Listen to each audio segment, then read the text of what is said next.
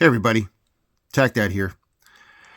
So I sort of made a decision early on this year that I was not going to buy another Glock.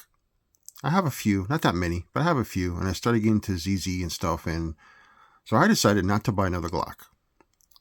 Well, along comes this Black Friday weekend, and I broke that promise.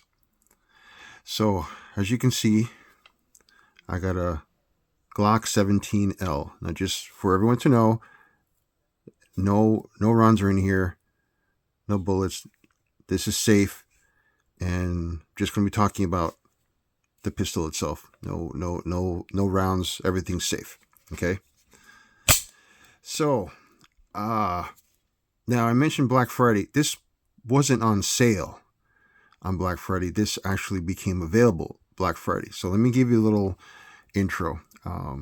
Buddy of mine at the gun range, he showed me his 17L probably 7 years ago, and I was like, wow, that's pretty awesome. And I had already had the 19. I can't remember if I had gotten the 17 yet or not, but basically it looked really cool. I looked it up and they were out of stock. So I said, well, maybe sometime. Now, what I did not know until just a few months ago, this is being recorded now, December of 2023. So I'm talking about Black Friday weekend of 2023. I did not know that these were limited editions and they only came out every 2 to 3 years. That I did not know. That was quite intriguing when I found that out. I was on YouTube and I saw a video, and that came out. I was like, wow, that's so, like, if I want to get one, I need to jump on this. So looking through available places, by the time I saw the video, a lot of them were sold out. And as a matter of fact, they were up there in price. So it seemed like they had a few shipments come in, because then some of the places I looked at got them back in stock briefly. So I did grab one. Okay. Now, the price on this, like I said, it wasn't on sale. It was basically a normal price. It was between FFL, taxes, shipping, out the door, it was $630, which isn't bad, because right now, just a month later, the only ones I can find that are new on a regular online store, it would cost me about $800 just to get it, more or less. So, and the price varies. And if you can happen to find one in your store that has it at a decent price, I'd say go get it. But okay, so that's that. Now, as far as the 17L, this is a Gen 3.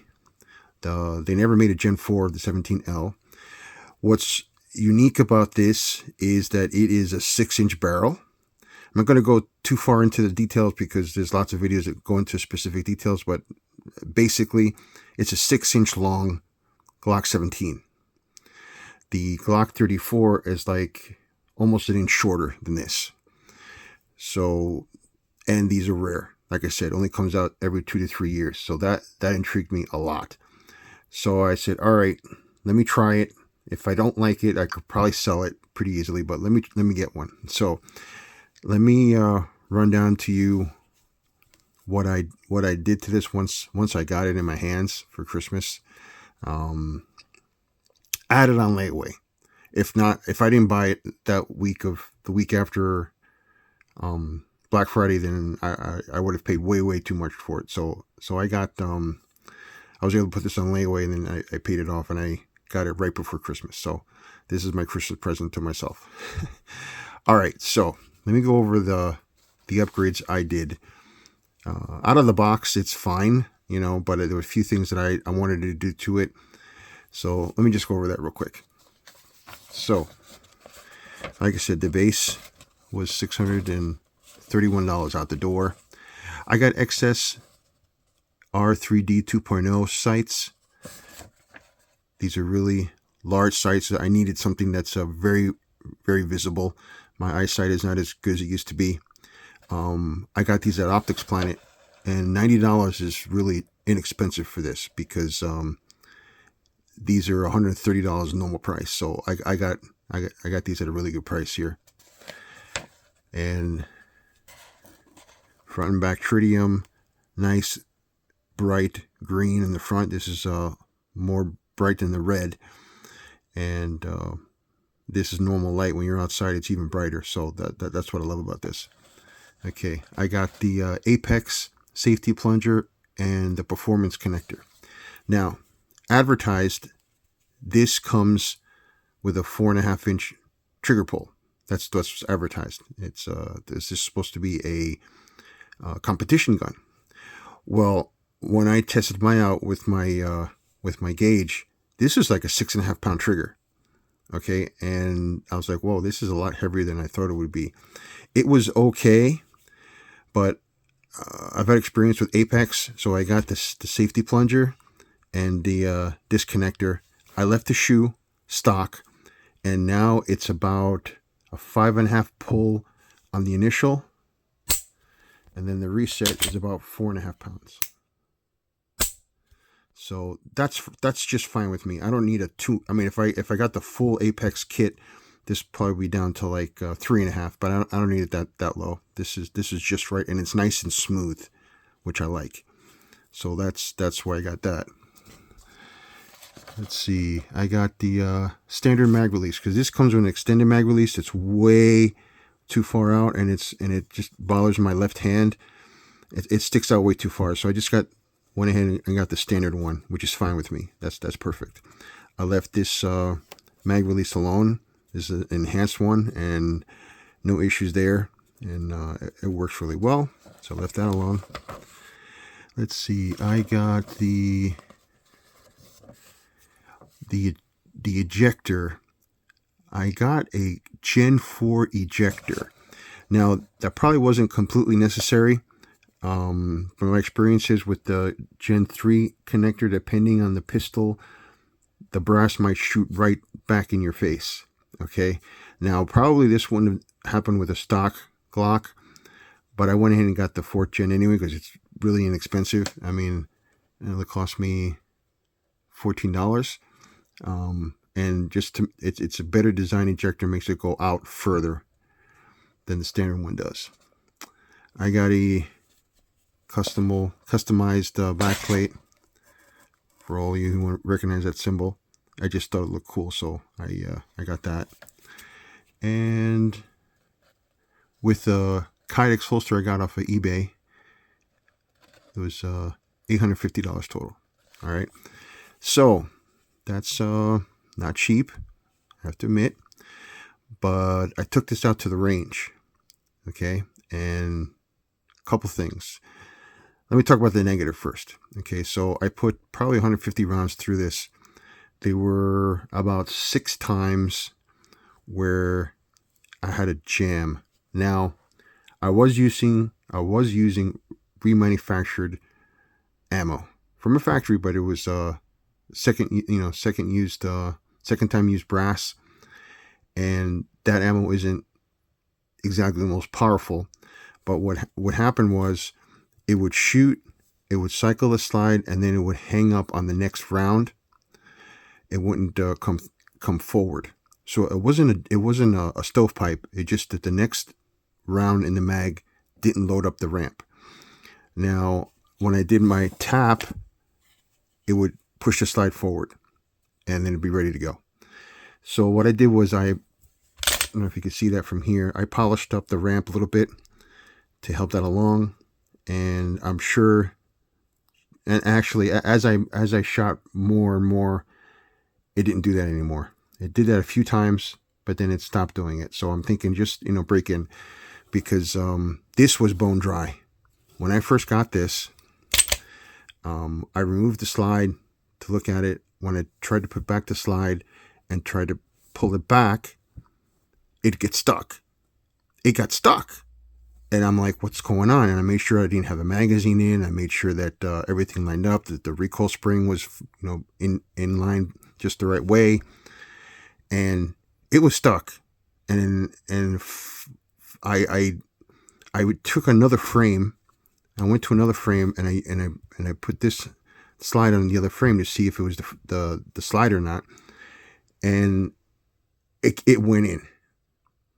So then I did the same thing, came back to this frame, and it went in. So it was just, really, really tight, really, really bone dry. So I have lubed this up really good, and it didn't happen again.